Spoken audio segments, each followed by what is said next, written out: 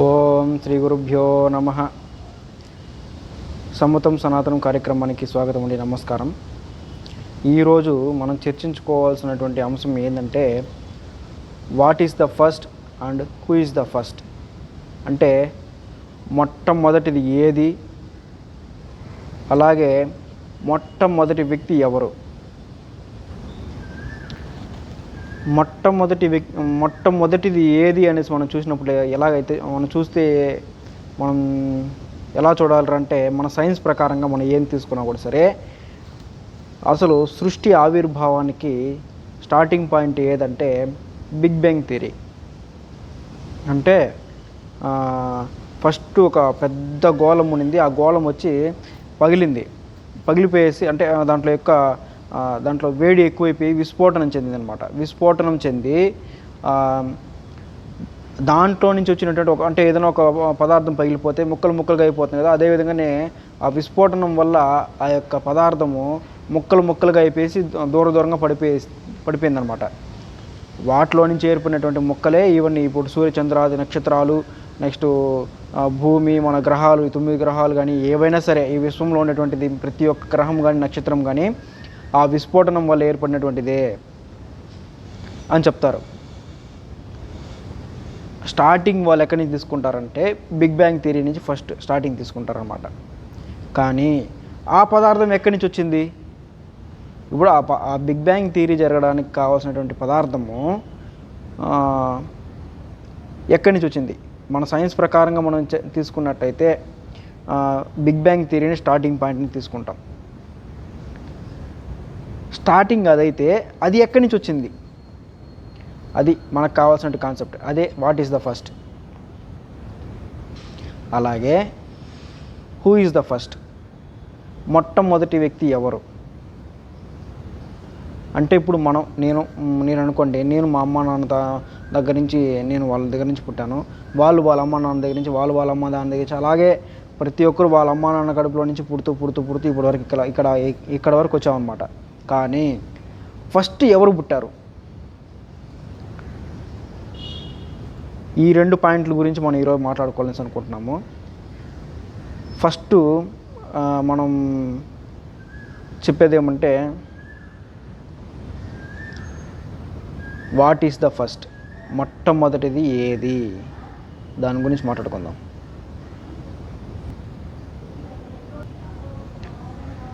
నేను నా ప్రీవియస్ వీడియోలో చెప్పాను అనమాట. ఆల్రెడీ ఏమని చెప్పాను, ఈ విధంగా సనాతనం అంటే ఏందని చెప్పాను. అంటే సనాతనం అంటే ఏంది? ఎప్పటికీ ఉండేది. ఎప్పటి నుంచో ఉండేది, కానీ ఇప్పటి నుంచి కూడా ఎప్పటి వరకో ఉండేది. అంటే దానికి ఒక ఆది అంతం అనేది ఉండదన్నమాట. అది సనాతనం అంటే. సనాతనం అంటే ఎప్పటి నుంచో ఉండదు, ఇంకెప్పటికీ ఉండేది, అదే సనాతనం. కానీ మన భూమి ఈ విస్ఫోటనం చెందడం వల్ల ఏర్పడింది మన భూమి. ఇంక కొద్ది రోజుల తర్వాత కొన్ని లక్షల సంవత్సరాల తర్వాత ఈ భూమి కూడా ఒక రోజుటికి లయమైపోతుంది.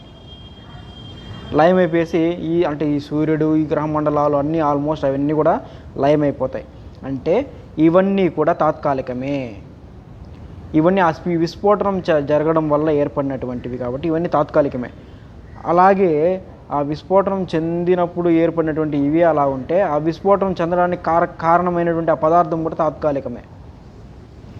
ఆ పదార్థం నుంచే ఇవన్నీ ఏర్పడ్డాయి కాబట్టి ఆ పదార్థం కూడా తాత్కాలికమే. ఎందుకంటే ఆ పదార్థం తాత్కాలికం అని ఎందుకు అంటున్నానంటే, ఆ పదార్థం కూడా ఒకప్పుడు ఉన్నట్టు ఇంకొకప్పుడు లేదనమాట. ఎందుకంటే ఒకప్పుడు ఉమ్మడిగా ఉండేటువంటి ఆ పదార్థం ఇప్పుడు విస్ఫోటనం చెందింది, ఓకేనా. మళ్ళీ తనలో అన్నీ కలుపుకుంటుంది, అంటే మొత్తం సర్వనాశనం అయిపోతాయి. అప్పుడు మళ్ళీ ఆ పదార్థం కూడా ఇప్పుడు లేనట్టే అనమాట.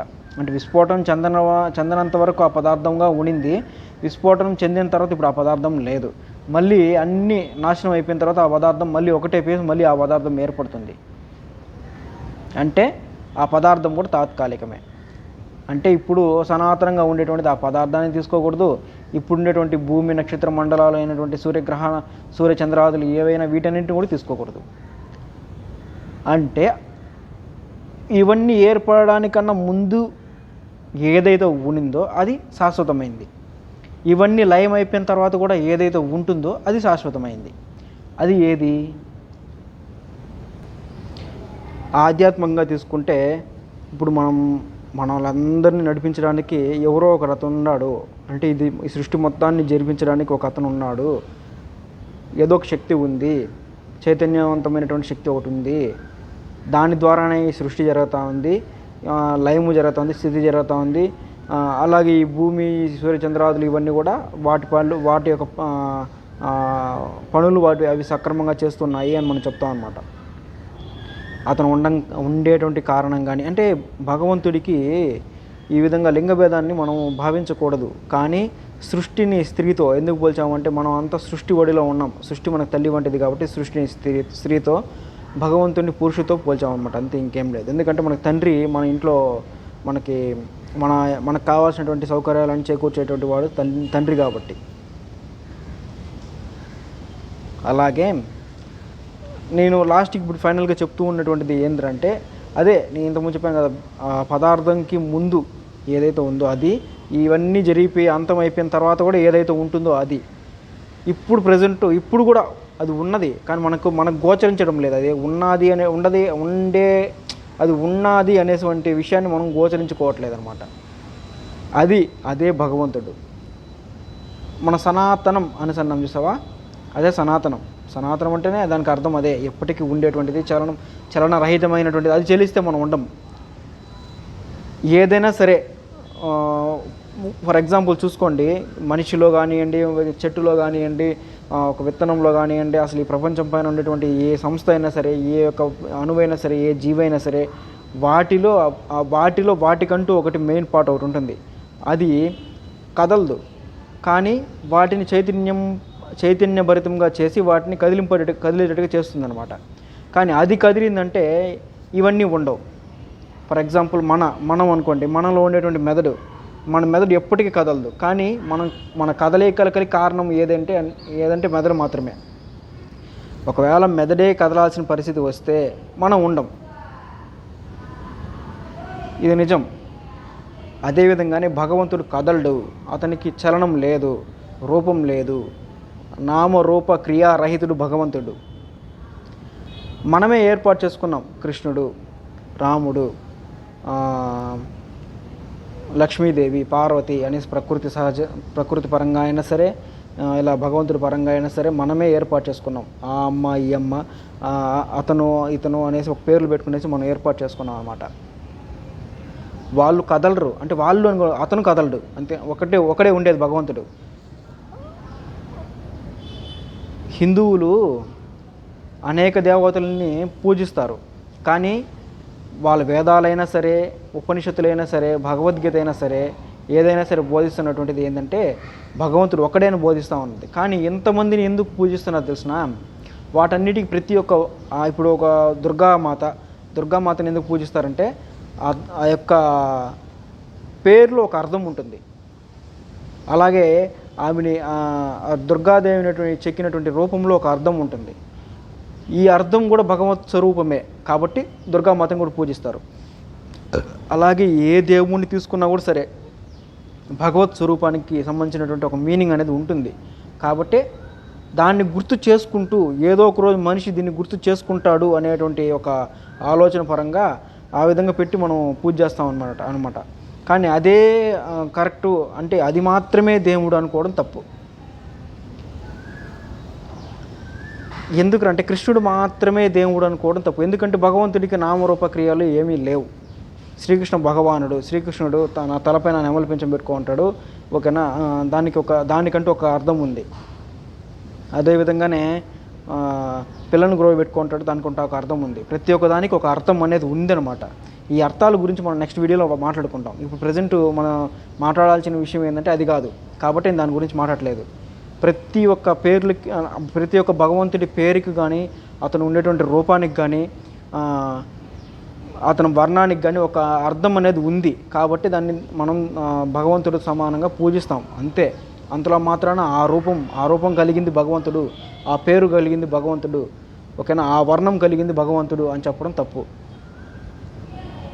భగవంతుడికి నామరూప క్రియారహితం ఓకేనా. నామం అంటే పేరు లేదు, రూపం లేదు, క్రియం, అతను ఏం పని చేయడు, ఓకేనా. అతను ఏమి చేయడు, కానీ అన్నీ వాటి పనులు అవి చేసుకునేటట్టుగా అతను వ్యవహరిస్తాడు. అది అదేవిధంగానే ఇది నేను సనాతనం ఇదే భగవంతుడు అని చెప్తున్నాను కదా. సైన్స్ ప్రకారమైనా సరే, దేని ప్రకారమైనా సరే తీసుకోండి, అది భగవంతుడు కాదు అని రుజువుపిస్తే, అసలు ఎవరు రుజువుపించలేరు. రుజువుపిస్తే మాత్రం అది భగవంతుడు కాదు అని రుజువుపిస్తే మనం ఇంకా వాళ్ళు ఇంకా చాడిజం వాళ్ళు వాళ్ళని ఇంకా మనం మార్చలేమని అర్థం, అంతే.